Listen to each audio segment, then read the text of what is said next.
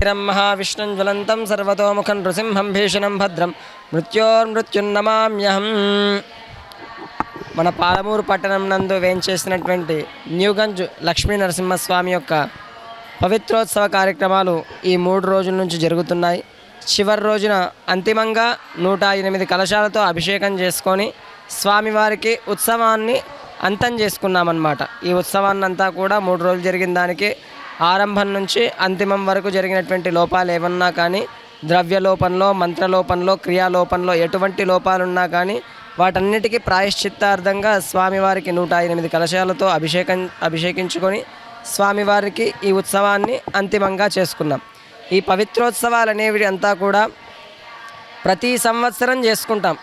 ప్రతి ఆలయంలో, వైష్ణవాలయంలో ఏదైనా ఆగమం ప్రకారంగా ఉందంటే ప్రతి ఆలయానికి కొన్ని ఉత్సవాలు అనేవి ఖచ్చితంగా జరుగుతాయి. బ్రహ్మోత్సవాలు, పవిత్రోత్సవాలు, వసంతోత్సవాలు, అలానే అధ్యయనోత్సవాలు ఇవి ఖచ్చితంగా జరుగుతాయన్నమాట.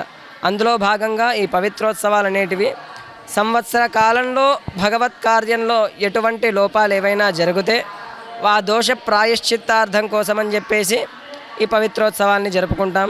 కనుక ఈ సింహగిరి నరసింహస్వామి ఆలయంలో పవిత్రోత్సవాన్ని ఇవాల్టితో ఘనంగా ముగించుకున్నాము. భక్తులంతా కూడా శ్రద్ధతో పాల్గొని స్వామివారి యొక్క అనుగ్రహానికి కృపాపాత్రులు కాగలిగారు. జై శ్రీమన్నారాయణ. శ్రీ శ్రీ శ్రీ లక్ష్మీనరసింహ దేవస్థానము పాలమూరు పట్టణంలో వెలిసినటువంటి ఈ లక్ష్మీనరసింహ స్వామి కొంగు బంగారము ఇక్కడ వచ్చిన భక్తులు కూడా ఎవరైనా సరే స్వామివారికి ఏ మొక్కుకున్నా కూడా ఇక్కడ స్వామివారి దగ్గర జరుగుతుంది. ఇప్పుడు ఈ 3 రోజులు పవిత్రోత్సవంలో భాగంగా ఈరోజు స్వామివారికి 108 కలశాలతో అభిషేకం నిర్వహించినారు. ఈ అభిషేకంలో వచ్చిన భక్తులు స్వామివారిని తరించి దర్శించుకున్నారు. ఈ సంవత్సరం జరుగుతుంది ఆలయంలో. ఈ శ్రవణమాసంలో మొదటి శనివారము లక్ష తులసి అర్చన, తర్వాత పవిత్రోత్సవాలు, తర్వాత అండాల అమ్మవారికి తిరునక్షత్రము, అమ్మవారికి కుంకుమార్చన జరుగుతుంది, సామూహిక కుంకుమార్చన.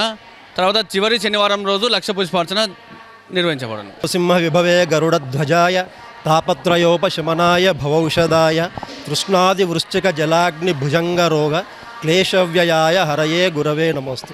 మహబూబ్నగర్ పట్టణంలో సింహగిరి క్షేత్రంలో వెలిసినటువంటి అఖిలాండకోటి బ్రహ్మాండ నాయకుడు అయినటువంటి శ్రీ లక్ష్మీ నరసింహస్వామి వారి యొక్క దివ్యక్షేత్రంలో ఈ శ్రావణమాస సందర్భమున ప్రతి సంవత్సరం మాదిరిగా దశమి నుండి ద్వాదశి వరకు జరుగు పవిత్రోత్సవ కార్యక్రమంలో గత 3 రోజుల నుండి ఈ కార్యక్రమాలు అత్యంత వైభవపేతంగా నిర్వహించబడుతున్నవి.